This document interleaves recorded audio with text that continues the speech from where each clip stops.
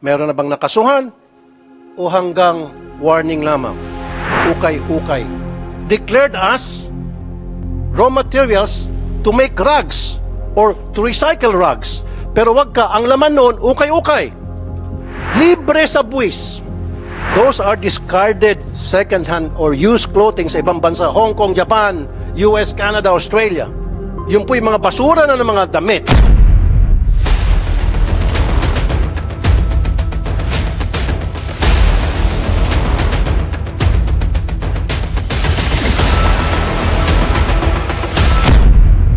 Today, aside from the three resolutions that we'll be covering, we plan to cover the implementation of the CREATE law, particularly on the operations of FIRB, the expanded operations of FIRB, particularly also focusing on the incentives that were given and being given to businesses and potential investors that are coming into the country.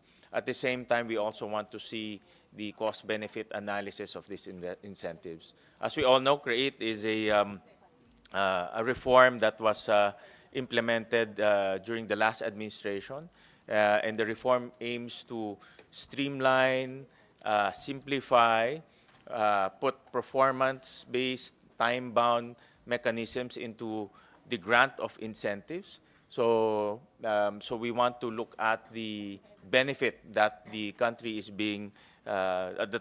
enjoying through the grant of these incentives. So we want to learn that.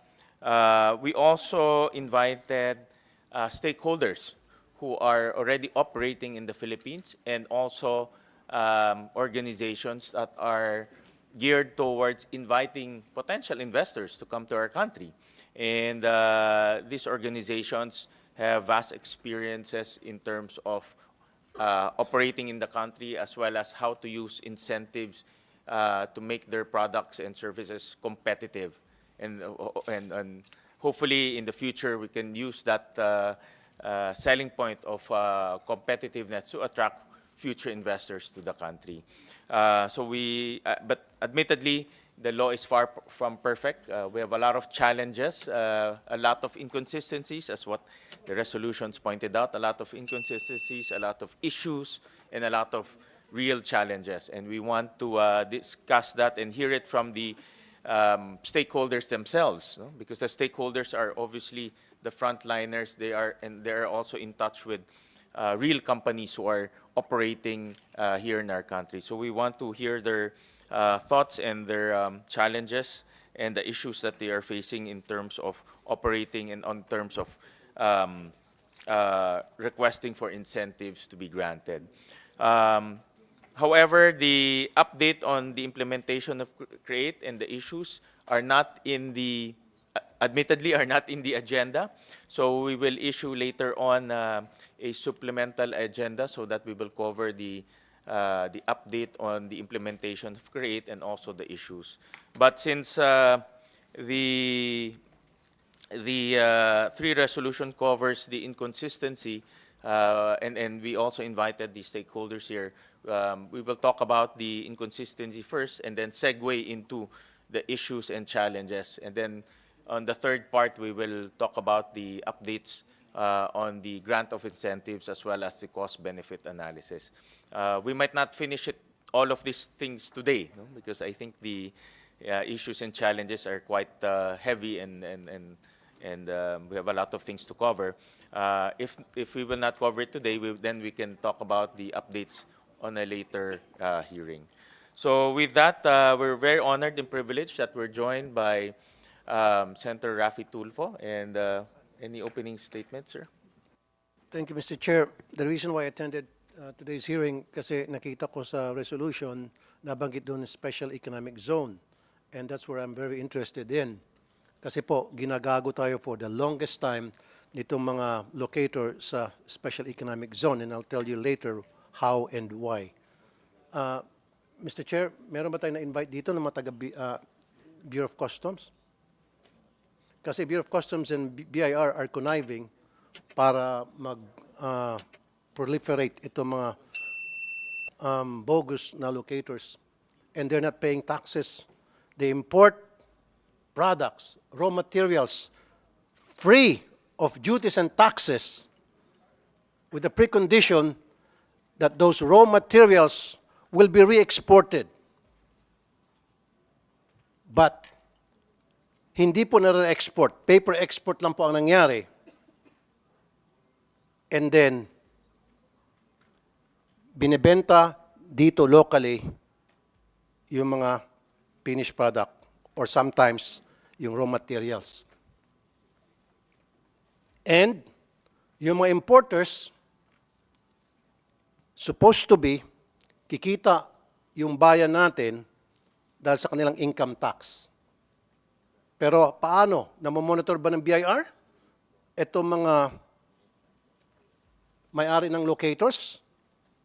How does the BIR monitors these locators? Kasi the only time that we make money, the country makes money is through the income tax being paid by these locators.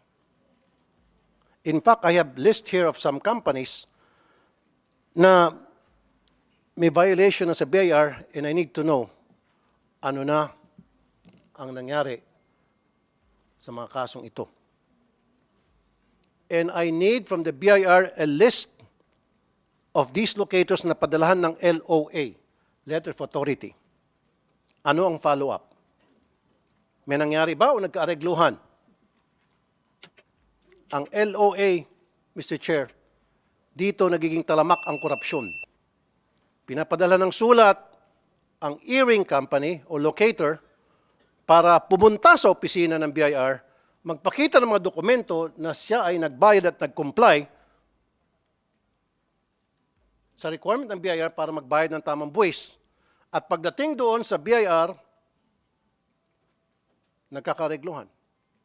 That's why I need a list of those companies that were issued LOA and what happened to it. I need a list of those. And then, gusto ko rin po malaman kung meron ng mga nakasuhan na napadala ng letter of authority. Meron na bang nakasuhan o hanggang warning lamang? Kung may nakasuhan, anong nangyari sa kasong yon? Another issue, Mr. Chair, na gusto ko i-raise ay yung ukay-ukay na pumapasok sa PEZA, Special Economic Zone, declared as raw materials to make rugs or to recycle rugs. Pero wag ka, ang laman noon, ukay-ukay. Libre sa buwis. Ni singkong duling walang binabayad na buwis. And then, mind you, yung ukay-ukay na yon, those are discarded second-hand or used clothing sa ibang bansa, Hong Kong, Japan, US, Canada, Australia. Yun po yung mga basura na ng mga damit na imbis na i-recycle, meron kasi mga scheduled for discarding used clothing sa iba't ibang bansa at pinipick up para i-recycle, pero instead na i-recycle, pinapadala itong basura. We have PD 2033 in 1986 na sinasabing bawal ang pagpasok ng used clothing sa bansa. We have RA 4653 na sinasabing bawal ang pagpasok ng mga used clothing sa bansa except to donate sa mga victims ng calamities. At bakit nagkalat itong ukay-ukay sa iba't ibang parte ng Pilipinas? And BIR and Customs na doing about it. May kinikita ba tayo BIR? Alam niyo ba kung sinong pumapasok, nagpapasok nito mga ukay-ukay? Ni singkong duling, wala kinikita tayo dito. That's why I passed a resolution, a bill na para buwesan na itong ukay-ukay para pagkakitaan naman ng ating gobyerno. But for now, I challenge the BOC and the BIR do something. Kaya nga pinagbawal yan, alam niyo itong batas na ito, dahil it can cause diseases. Those are used clothing. Yun ay mga tinapon na sa basurahan. Tinapon na yan sa dumpsters. at pinulot ng mga magagaling na Pilipino sa ibang bansa at may contact sila para i-ship dito libre.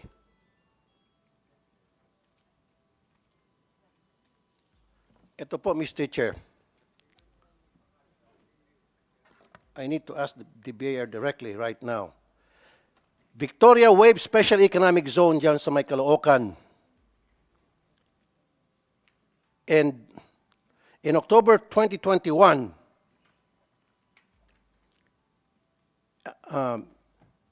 July 13, excuse me, pumunta po yung mga taga-BIR para inspect itong binanggit kong kumpanya dahil sa tad na violation.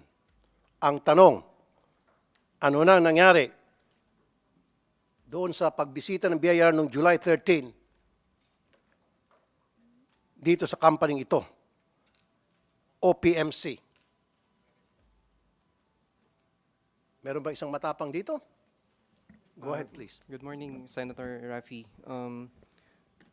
I apologize, Your Honor. We don't have the information right now, but we are already asking the concerned Revenue District Office, which conducted the investigation, to provide us information, and we will provide the committee once the data or information are available. Meron pang isa. Si Commissioner Romeo Lumagul Jr., he was the one who inspected the factories inside the One Subic Premier Manufacturing Corporation. Okay? At marami siyang nakitang tad na violation. What happened to that inspection? Anong naging resulta? Show it to us. Show it to us na hindi moro-moro lang yung ginawa niyang mga inspeksyon. Kasi Mr. Chair, meron po ako suggest. Siguro it's about time the Congress and the Senate should have an oversight committee na lahat ng LOA na ini-issue ng BIR at Bureau of Customs, kinakailangan monitored natin. Kasi dito sa letter of authority, ang kumikita lamang yung earring officials, yung earring companies na napadala ng LOA at yung agency nag-issue ng LOA. Example, Mr. Chair. Ang deficiency is 1 million. For the sake of argument, lilitan ko lang. 1 million, papadala ng LOA. Magre-report kayo na padala ng LOA. Sasabihin, boss, yung 1 million hindi ko kaya, etc., etc. Sasabihin ng agency nagpadala ng LOA, magkano kaya mo? Boss, ang kaya ko lang is 20,000. Dagdagan mo, boss, ang kaya ko lang 100, last. O sige. Yung 900, discounted na. Pero yung 100,000, 50 for you and 50 for the government. Maghati yung agency at kung sino man nagpadalang LOA at sasabihin yung kalahati, kahit papaano, may resibo, kikita ang gobyerno. Ganon po yung kalokohan sa LOA. Alam niyo po itong taga-BIR at taga-Bureau of Customs. That's the reason what I would like to happen, Mr. Chair, you being the chairman committee, and I'm being the vice, na dapat magkaroon na talaga. Sir, excuse me, I'm talking. Paano ako makakonsentrate, sir, kung nagsalita ka na ano ako? Okay. Well, then, you want to talk? Go ahead, sir. Okay. Sa Ways and Means Committee, Mr. Chair, siguro it's about time mag-create tayo ng tinatawag na oversight to make sure lahat po ng LOA ay legit, hindi po ginagamit para lamang mangikil, para magamit lamang sa korupsyon. And we have a member of the PEZA here, Mr. Terezo. Okay. Ano po kayo dun sa PEZA? Sir, I am the Director General of PEZA. Ilan po ang locator sa PEZA ninyo? There's about more than 3,000 locators. 3,000. Now, don't tell me, dyan sa 3,000 locators ninyo, walang violators dyan na flag down ng customs at BIR. Don't tell me. Meron, tama? Mali. Well, we have been receiving copies of the LOAs issued by BIR and BOCs. So we're willing to Kaya nga, coordinate so with what them. happened to those LOAs, LOAs? Wala pa akong feedback from the See? issuances. You see, Mr. Chair? Ano na nga sa mga LOAs? Wala pang feedback. Wala pa kasi nagkaaregluhan na. At alam mo yung sinasabi kanina, Mr. Pangap, mag-import ng raw materials free of duties and taxes with the condition na yan i-re-export. At doon kikita ang gobyerno dahil magpa-file ng income tax yung may-ari ng locator. Kaya dapat BIR, lahat na may-ari ng locator, minomonitor ninyo. Yung ini-import ng, tuturuan ko kayo, kuha kayo ng ballpen at papel. Hindi ako nabibiro. Get a pencil and paper. Lahat ng mga ini-import na mga locator, kasi free of duties and taxes yan. I'll give an example.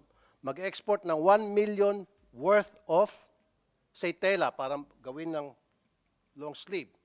Kasama sa tela dyan, kung ilang yarda, nandyan yung butones, sinulid, etc. 1 million. Sa kondisyon yan ay i-re-export after na magawa na. Pero wag ka, hindi i-re-export yan. Kasi nga, wala nga naman talang silang processing factory in the first place. At bakit na-aprobahan ng customs? Now, dapat yan, sa scheduled re-exporting ng finished product, nandyan dapat yung BIR, binubuksan yung container. Tama? At kung nakalusot man yan, yung may-ari ng locator, tatanungin mo, yung pinasok mo na worth 1 million na raw materials, may records dyan, may computation kayo dapat dyan, kung magkano yan kapag naging finished product na. Finished products, those materials. And then magkano maging income tax ng locator. Ganun lang po kasimple. Kaso, Mr. Chair, hindi nangyayari eh. Kaya dapat, it's time that we have to revisit our law regarding these locators because it's being abused. It's being abused. Meron pang isang locator dito sa may bandang Caloocan. Mr. Chair, paano tayo hindi ma-high blood dito, Mr. Chair? Libre ang importation ng kahit anong produkto. And then kapag nire-export, libre, exempted sa corporate tax. Sana ma. Saan ka nakita niyan? At pwede pa sila maka-discount sa mga empleyado. Andito lahat. We have to revisit this law that created these locators. Ulitin ko, libre tax, walang duties and taxes sa pagpasok ng raw materials para gawing finished product. Ang raw materials na yon. Pag na-export na, halimbawa talagang na-export, ang kikitain lang sana ng gobyerno sa income tax ng kumpanya na yon. Pero, in-exempt natin yung corporate income tax. And adding insult to injury, pati sa mga empleyado, allowed sila na magkaroon ng discount sa bayad. Pwede sila mag-underpay. Totoo yan. And I have proof. We have to revisit that law. Andito si Attorney Agnes de Venadera. Ma'am, kumusta po dyan sa SBMA? SBMA kayo, tama? Ay, sorry, Clark, Sa Clark tama? po. Sa Clark po. So, ilan na po ang mga na-issuean ng LOA dyan sa Clark sa pagkakaalam nyo? Mr. Senator, wala po akong hawak na listahan. Pero alam ko pong merong nai-issuehan. Kaya lang po, hindi po, I have to be very candid na wala po ako nung listahan. Kaya nga, pero di ba dapat, ma'am, pag merong mga na-issuean, mga violators dyan, you should be concerned and you should be updated. Para malaman mo kung sino dyan mga hausyaw or mga illegal. And then that's where you have to act. Kung nakita nyo na ito, paulit-ulit na issue ng LOA, and then something must be wrong with this locator, and then I have to cancel his locator permit. Am I right? Or am I right? Mr. Senator, doon po sa Clark Development Corporation, meron po kaming division yung TFD na sinasabi namin. And they are in charge of monitoring all the importations of raw materials. Yung po sinasabi nyo, tama po kayo doon. At meron din pong proseso na ginagawa yung aming TFD division para po makita kung ang raw materials na inimport ay naipasok dun sa finished products. Meron pong ganon. And in fact, Mr. Senator, we have on several occasions suspended the authority to operate, Mr. Senator. Okay, Attorney De Venadera, marami sa mga locators nyo dyan sa Clark na wala silang processing factory. Right? You agree? Kasi pag sinabi mo you don't agree with me, then mapapahiya po kay madam. Meron po kaming mga na-monitor na walang operations. At yung pong mga walang operations ay amin pong inaaksyonan na hindi mabigyan ng authority to operate kasi wala pong operations. Salamat at hindi po kayo nagsinungaling. Kaya nga po, ang ibig sabihin, marami mga locators sa Pilipinas, sa different special economic zone, na nabigyan ng permit na hindi dapat sapagkat wala silang processing plant. Kasi ang condition niyan, the raw materials are imported free of taxes and duties for you to process it into finished product para ma-re-export at kikita in Pilipinas. Pero how can they process that when they don't have a planta? And alam yan, nyo dyan sa SBMA, alam ng BIR, alam ng Bureau of Customs. Naglulukuhan tayo. We have to stop this. Kailangan maimbestigahan talaga to, Mr. Chair. Itong mga free special economic zone, dito po talamak, billions and billions of pesos every year ang nawawala sa gobyerno, andyan sa special economic zone. Ang kumikita lang yung mga smuggler at ilan mga taga-customs at BIR. Mr. Chair, sana po magkaroon pa ng isang hearing na next time patawag po natin ang Bureau of Customs. Last question na lang po sa mga taga-BIR since nandito kayo. Ilan na po ang mga LOA na issue ninyo sa mga locators? How many LOAs? Magkano pong pinakamataas na diferensya? At ano po nangyari doon? I need a list. Mr. Chair, Can you provide us? Senator Rafi, we will include that information po when we submit the requested information next hearing or as soon as possible. As soon as And then we you get should the have- information. You should have a list of all the locators in the whole Philippines. Yes, yes, sir. Libo yan. So, ang tanong ko sa iyo, meron ba kayong way para ma-monitor kung ilan itong mga locators na ito, nasaan sila? The investment promotion agencies are mandated to submit the list of locators in their respective jurisdictions. So we can have that list, Your Honor. And then, paano niyo po na monitor na itong mga locators na ito ay nagbabayad ng buwis? Is there a way for you to monitor that? Yes, sir. They are along with the one of the information that they have to submit to BIR are tax payments. So we can have that also. Nadudoktor naman po yung tax payments. I'll tell you what, Mr. Balastre III, pag sa scheduled exportation nila ng kanilang finished products, alam naman ng Bureau of Customs, puntahan nyo, especially itong mga high-valued, sinasabing raw materials na pinasok ng walang tax na binayad. Yung scheduled exportation nila, puntahan nyo, pabuksan nyo yung container. 10 out of 10, walang laman yung container. Kung meron man, basura. Kaya ang tawag dyan, ghost exportation or paper exportation. Totoo yan. Halos karamihan, hindi na lumalabas ng bansa. Kung meron man, kalahati lang, pero yung kalahati, naibenta na sa labas. Watch out for those. Yan lang po muna, Mr. Chair. Thank you, Senator Tulfo, for that opening statement. few items that you mentioned, and the committee will take note of the items that you mentioned in your opening remarks. In fact, I was just conferring with the head of our Senate Tax Research Office.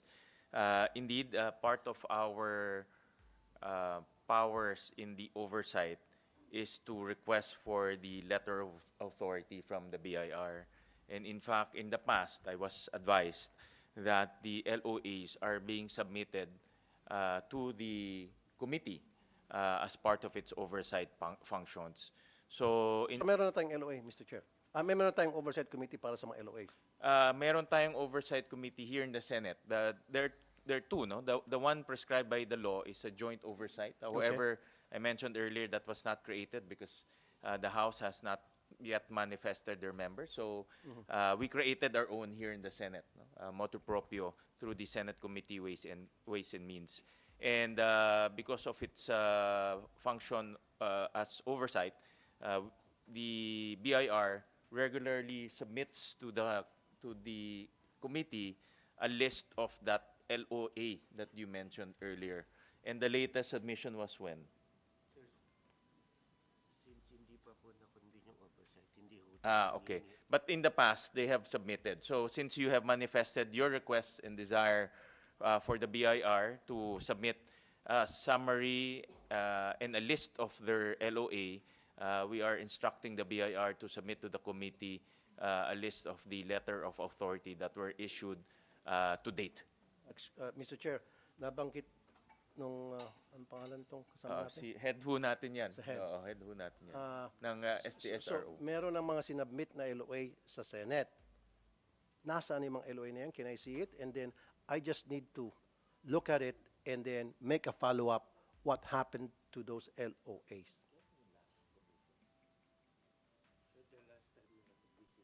Kasi 9 out of 10 yung mga LOA na yon na-areglo na.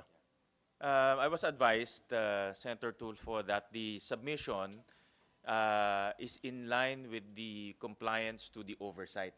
But since the oversight has not yet been convened, so there's no submission. But in the Oh, past, okay. the past Senate, yung mga dating Senate, it's been traditionally being submitted. No? So ngayon, since you've requested for that submission, we're now directing the BIR to submit all the LOA. Anong gusto nyo? Last 5 years? Yes. Last 3 years? In the last 3 years, In the- and then dapat meron tayong assigned na group of people na para gumawa po ng thorough follow-up, ano nangyari sa mga LOA na yon, magkano kinita ng gobyerno kung meron man out of those LOAs, at kung wala, then dapat may makasuhan. That's also what I asked the head of our STSRO, that the LOA, submission of the LOAs is one thing, the analysis is the most important. No? So we're also directing the STSRO to analyze the submission and to give us their analysis as well as recommendation, and also furnish a copy of that analysis to the members of this committee. Mr. Chair, madali lang naman yun eh. Halimbawa, pinadalang LOA si ABC Company dahil meron siyang deficiency worth, say, para mas mapabilis tayo, 1 million. Then, sasabihin natin sa BIR, ano nangyari sa LOA ni ABC nung pinadala such and such date, ano ang naging result? Magkano binayad niya para sa gobyerno? And I'm telling you, Mr. Chair, sa 1 million halimbawa, ang pumunta sa gobyerno, barya. Pero ang pumunta doon sa agency, people in that agency nagpadalang LOA, yun yung dambuhalang pera ang pumasok sa kanilang bulsa. Na short change yung ating gobyerno. Kaya nga sinasabi ko yung LOA na yan, Mr. Chair, it's about time i-monitor natin sa Senate. Dahil dyan nagkakapera ang maraming loko-loko at the expense of our government.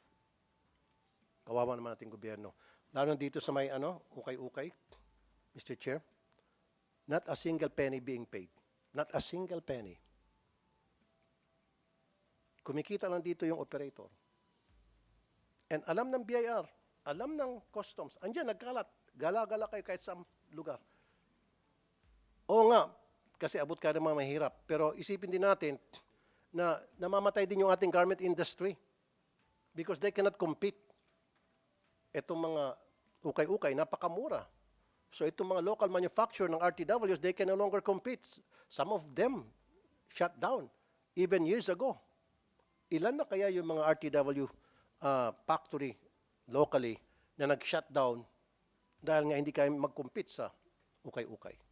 Alam natin na meron dyan na illegal at hindi nagbabayad ng tax, and yet we allow them to proliferate. And we're not doing anything. There's a law.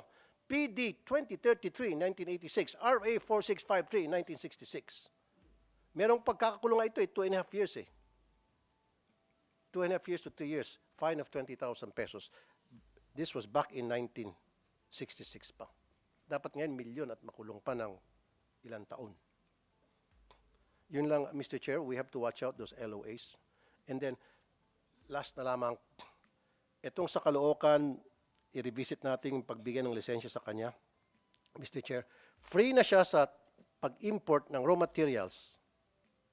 And then pagdating sa pag-export niya, binibigyan siya ng tax break sa corporate income tax niya. So, lilitaw, zero. Ano pang kinita ng gobyerno natin dito?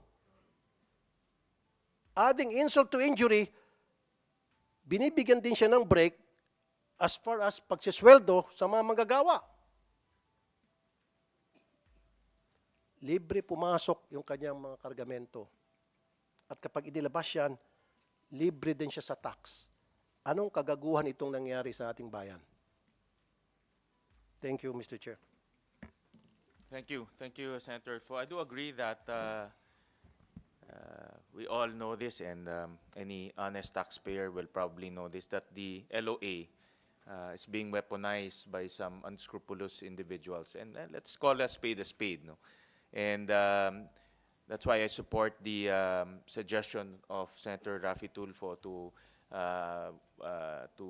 come up with an analysis on these LOAs being submitted in line with the oversight powers of the Senate, and that's why we're requesting and directing the BIR to submit to us all the LOAs in the last 5 years and last 3 years, and we're directing the STSRO to analyze and come up with recommendations to that effect.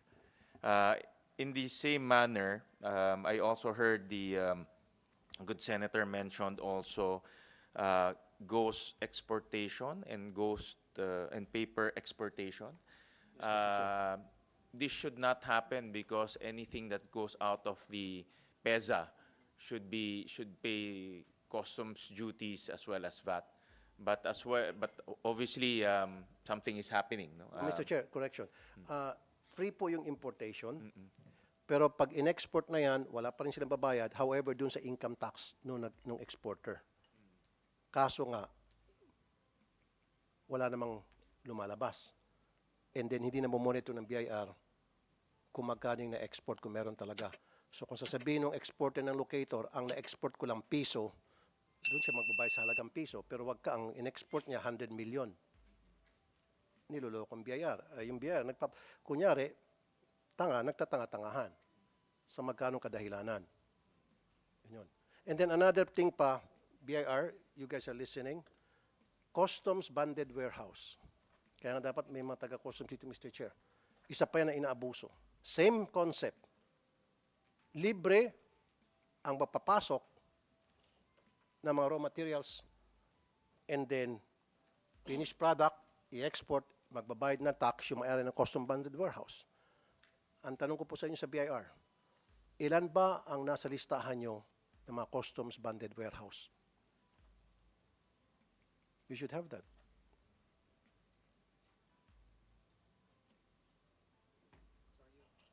Sorry, Your Honor, we don't have the information, but we can have it also. Pero aware ka na there's Ye- such thing as customs Yes, sir. banded Yes, warehouse. sir.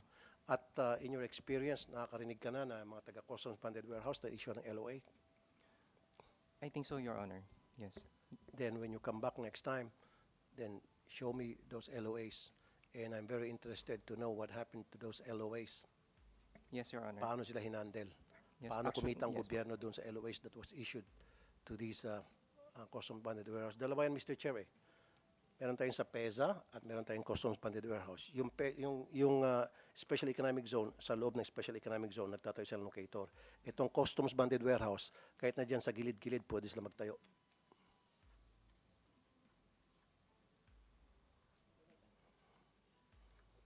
Andito pala, Mr. Chair, si Mr. Ralph De Parin. Good morning, Is Mr. De Parin here? Good morning, Senator Tulfo and Senator Gatchalian. Ikaw pala, oh. Diyan ka lang, tahimik ka lang pala kanina. Hindi ka ba tumaas ng kamay? I would. Pwede ba like- natin siya ipa-under oath, Mr. Chair? If the senator requests, will request the committee to conduct an oath to the representative of BOC, may I direct the secretariat to conduct his oath to the representative of the BOC. Tayo po tayo. Please raise your right hand. Do you swear to tell the truth, the whole truth, and nothing but the truth in this public hearing? Okay, please acknowledge through the mic. Yes, I do. Right, go ahead, sir. Sir Ralph, ilan po, more or less, ang nasa listahan ng Bureau of Customs na mga customs bonded warehouse? Mr. Chair, Mr. Senator, actually, I am not. I don't have the information right now, but I can ask the proper office po. Okay. Para I apologize maliwalagan po. tayo lahat, kasi kanina pa ako nagbabagit na customs bonded warehouse, yung special economic zone, import, and then export, etc. Mas maganda manggagaling sa'yo. Paano natitreat? How do you treat yung customs bonded warehouse? Yung proseso, pagpasok ng raw materials, titingin ka pa sa libro. Ako, alam ko na, hindi na ako titingin sa libro mo. Mr. Chair, Mr. Senator, I'm actually I have to be frank po. Bagong hire lang din po ako so I'm still learning pa po actually. Pag dumating po yung container nitong sa customs bonded warehouse, nilalodge po yan sa EM2. E2M, sorry, E2M. Matapos ma-lodge yan sa E2M na sinasabi ko anong raw materials at saan pupunta. Dapat yan, guarded yan, sasamahan ng customs police papunta doon sa bodega. Pero kadalasan, hindi na sinasamahan. Bahala ka na dyan. Napag-usapan na. At dapat pagdating doon sa bodega, ipiprepare na yan for processing. Kaso doon sa bodega, wala namang processing plant, wala namang equipment to process that raw materials. Tama? Dapat periodically, kayo dyan sa Bureau of Customs, nag-inspect lahat ng mga may customs bonded warehouse. Kasi yung iba, Mr. Chair, para mabigyan silang permit, mag-rent sila talaga ng bodega. At nandyan yung processing plant. Renta lang. After na ma-inspection, na aprubahan, after 2 months, ililet go na yung parang show factory lang. Dapat, yun. Mano-mano, dapat computerized na.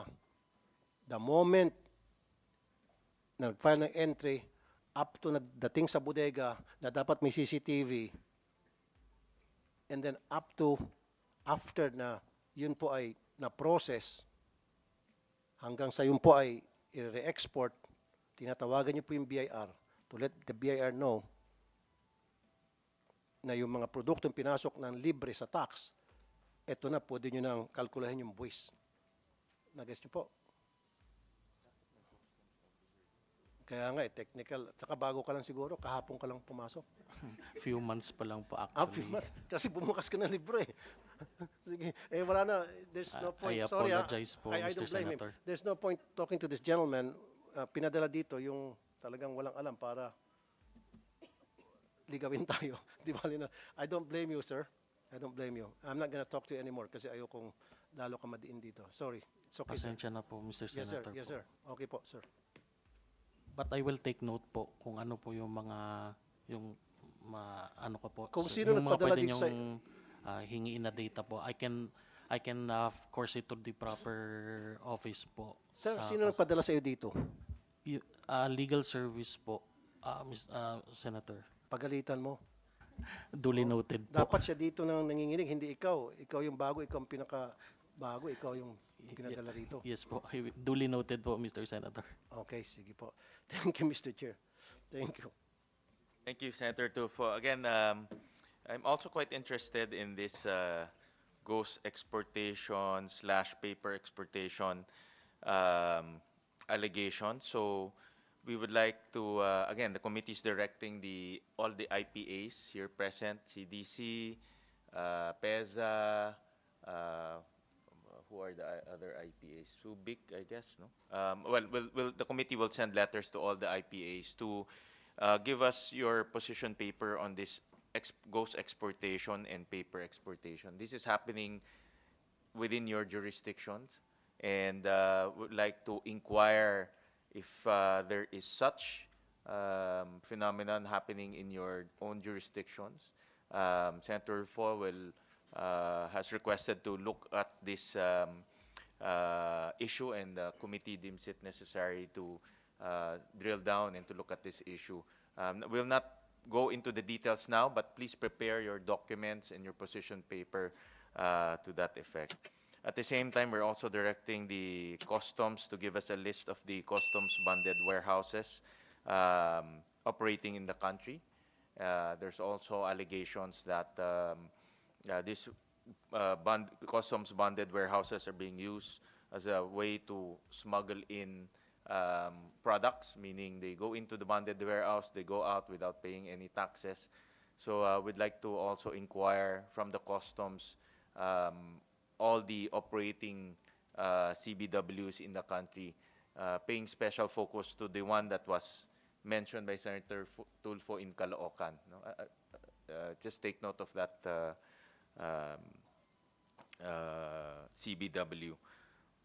With that, so those are the three requests from Senator Tulfo, and the committee is directed to take note of that, and we will tackle that, those items in the next hearing.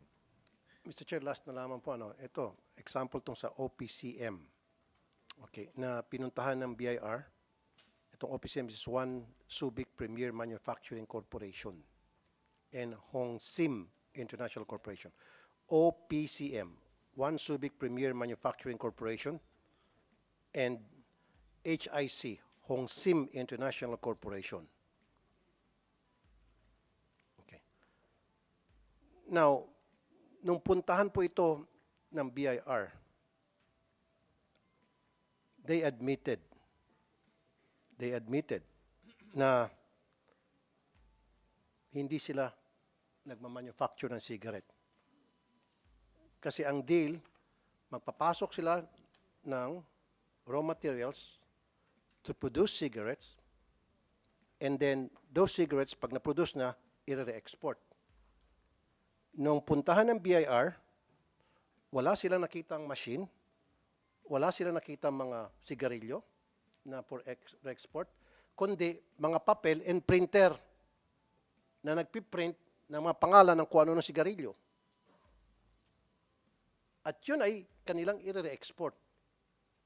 Yun ay mga papel na lang. Karton, boxes, na sinasabing kunyari, ABC cigarette. Tapos karton yan. Pag binuksan mo karton, puro wrapper. Wala talagang sigarilyo. Yun sinasabi ko, sample of paper export. Basura ang in-export. Nakita ng BIR to, kaya nga, sa next hearing, gusto kong malaman anong nangyari doon sa ginawa ng BIR na pagpunta dito sa OPCM. Same thing with the Victoria Wave Special Economic Zone sa may Caloocan na nakitaan din sa Tala City, Caloocan City, na nakitaan din ng BIR ng mga violations. Anong nangyari doon sa ginawang pagpunta ng BIR na may nakita sila mga violations? How did they handle those violations? How was it handled? Anong naging resulta? Kumita bang gobyerno? O lalo na mayagpag itong dalawang kumpanya? Tuloy-tuloy ang violations. Yun lang po, Mr. Chair.